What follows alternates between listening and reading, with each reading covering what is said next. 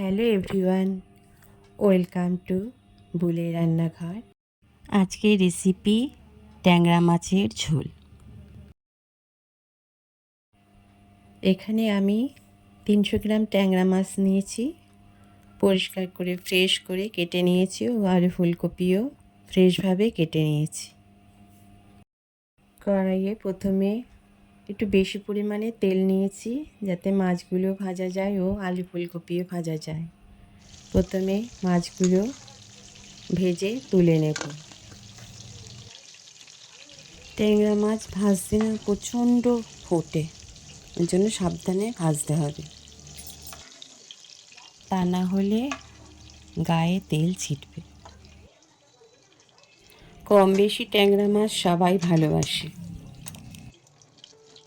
ট্যাংরা মাছ বড়ি দিয়ে, ফুলকপি, আলু দিয়ে ভালো লাগে খেতে। এখানে আমি আলু ফুলকপি দিয়েই রান্না করেছি। কড়াইয়ে অল্প পরিমাণে জিরে ফোড়ন দেব। জিরে ফোড়নটা একটু ভাজা ভাজা হলে ওই তেলে আলু ফুলকপিগুলো দিয়ে দেব। আলু ফুলকপিগুলোকে একটু ভালোভাবে ভাজতে হবে, একটু ঢাকা দিয়েই ভাজব। আলু ফুলকপিগুলো ভাজা হয়ে গেছে, এবার একটা পাত্রে তুলে নেব।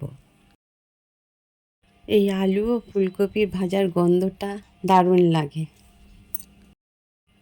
তাও আবার যদি মাছের ঝোলে পড়ে। ওই তেলে পেঁয়াজ, আদা, রসুন দিয়ে ভালো করে ফ্রাই করে নেব। পেঁয়াজ, আদা, রসুন একটু ভাজা ভাজা হলে তখন এর মধ্যে টমেটো কুচি আর 2 কাঁচা লঙ্কা চিড়ে দিয়ে দেব। মশলাগুলো ভাজা ভাজা হলে এর মধ্যে গুঁড়ো মশলাগুলো সব দিয়ে দেব। মশলাটা ভালোভাবে কষিয়ে তারপরে গরম জল এর মধ্যে ঢেলে দেব। স্বাদ অনুসারে নুনও দিয়ে দেবো।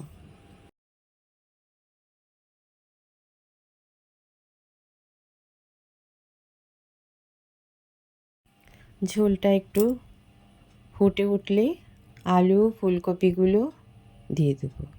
আলু ফুলকপিগুলোকে ভালোভাবে একটু ভেজেছিলাম। আলু ফুলকপির ঝোলের মধ্যে এবারে ট্যাংরা মাছ ভাজাগুলো দিয়ে দেব। বন্ধুরা, তোমরাও এইভাবে ট্যাংরা মাছ আলু ফুলকপি দিয়ে রান্না করে দেখতে পারো, ভালো লাগবে। অল্প পরিমাণে গরম মশলা দিলাম। কেটে রাখা ধনেপাতাগুলোও দিয়ে দেব। ঝোলটা একটু ফুটে উঠলে ঢাকা দিয়ে রেখে দেব, তারপরে পরিবেশন করব। ভালো লাগলে একটা লাইক কমেন্ট করো।